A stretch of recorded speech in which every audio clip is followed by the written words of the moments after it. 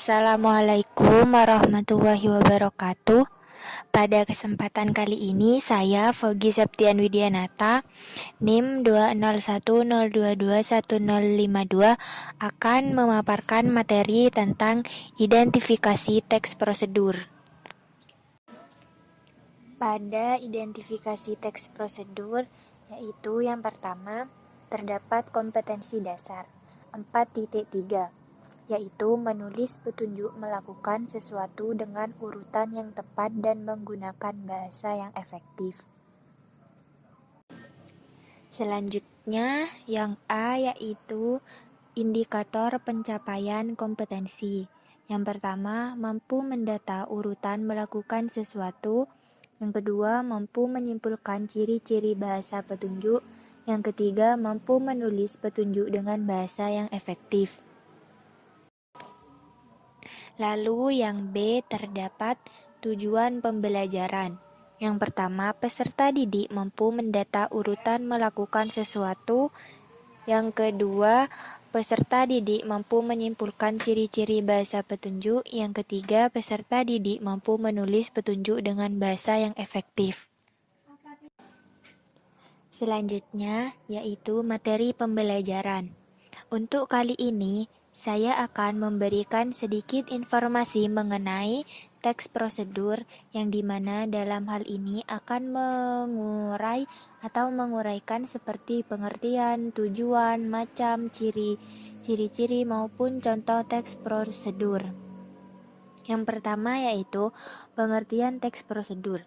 Teks prosedur adalah bentuk teks yang memberikan penekanan pada langkah-langkah melakukan sesuatu tindakan atau pekerjaan. Bisa juga disebut teks yang berisi cara, tujuan untuk membuat atau melakukan sesuatu hal dengan langkah demi langkah yang tepat secara berurutan sehingga menghasilkan suatu tujuan yang diinginkan. Teks prosedur biasanya terdapat pada tulisan yang mengandung cara, tips atau tutorial melakukan langkah-langkah tertentu. Di dalam teks prosedur terdapat kata imperatif atau kata perintah untuk melakukan apa yang dibahas pada teks agar si pembaca melakukan apa yang diperintahkan pada isi teks tersebut. Misalnya kamu sedang mencari tulisan cara memutihkan wajah melalui internet. Nah, pada teks tulisan tersebut akan ada cara atau langkah bagaimana memutihkan wajah sehingga menghasilkan wajah putih bersih seperti yang kamu inginkan. Pada teks prosedur, isi dari tulisannya selalu berhubungan dari awal sampai akhir, dan dari setiap isinya terdapat keterangan-keterangan agar mudah dipahami oleh pembaca. Teks prosedur juga mempunyai tujuan, yaitu teks prosedur bertujuan untuk memudahkan pembaca maupun pendengar agar dapat mengikuti langkah atau perintah dari isi teks yang tujuan akhirnya bisa sesuai keinginan pembaca maupun pendengar. Selanjutnya yaitu ciri-ciri teks prosedur. Yang pertama, menggunakan pola kalimat perintah atau imperatif.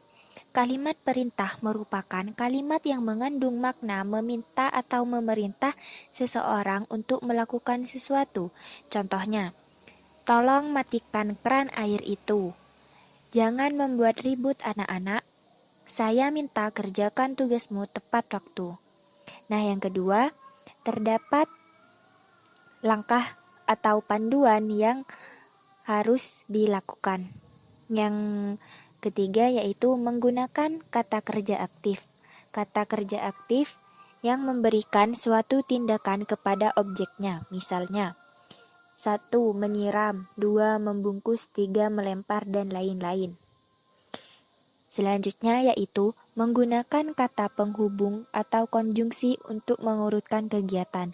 Kata penghubung yang menyatakan waktu kegiatan yang hadir dan bersifat kronologis. Contoh, selanjutnya, berikutnya, kemudian, lalu, dan setelah itu. Yang selanjutnya yaitu menggunakan kata keterangan untuk menyatakan rinci waktu, tempat, dan cara yang akurat. Gunanya menambahkan atau memberi keterangan pada kata lain. Contoh, Ibu mengiris lobak menggunakan pisau tajam. Menggunakan kalimat imperatif atau kalimat perintah sehingga pembaca bisa mengikuti apa yang diperintahkan pada sebuah teks. Selanjutnya yaitu terdapat isi kegiatan yang dilakukan secara urut. Selanjutnya terdapat struktur teks prosedur. Yang pertama yaitu struktur teks prosedur yang dinamakan judul. Judul merupakan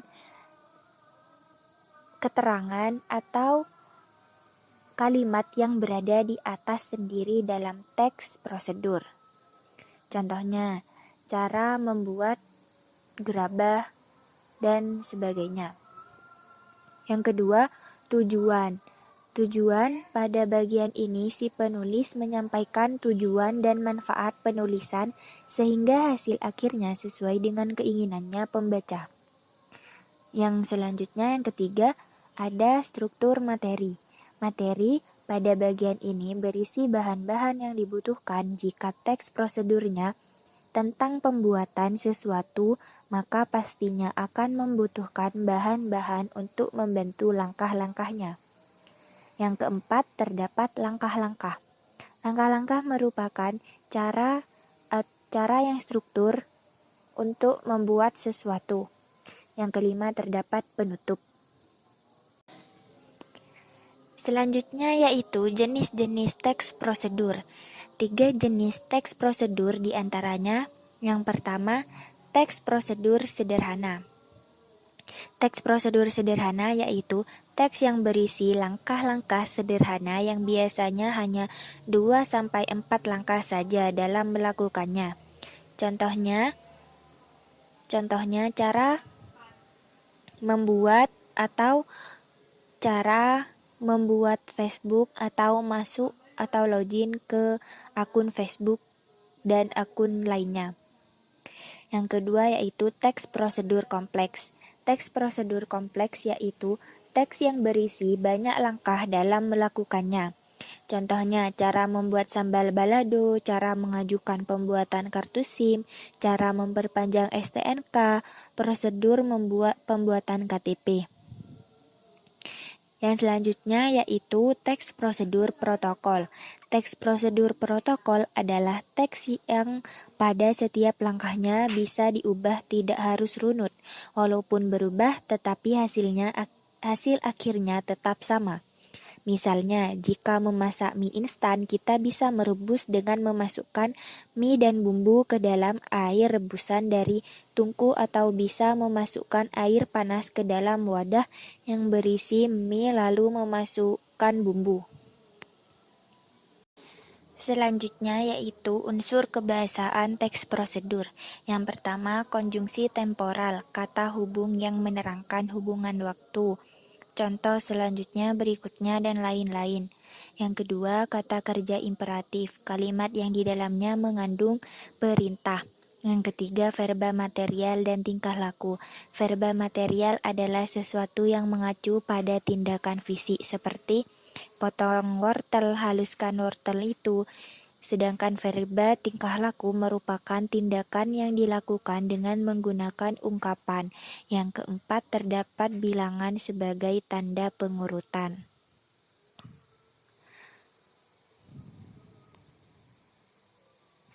Kaidah kebahasaan teks prosedur. Teks prosedur memiliki kaidah kebahasaan diantaranya konjungsi temporal, kata imperatif, verba material, dan tingkah laku, partisipan manusia, bilangan penanda, kalimat integratif, dan kalimat deklaratif.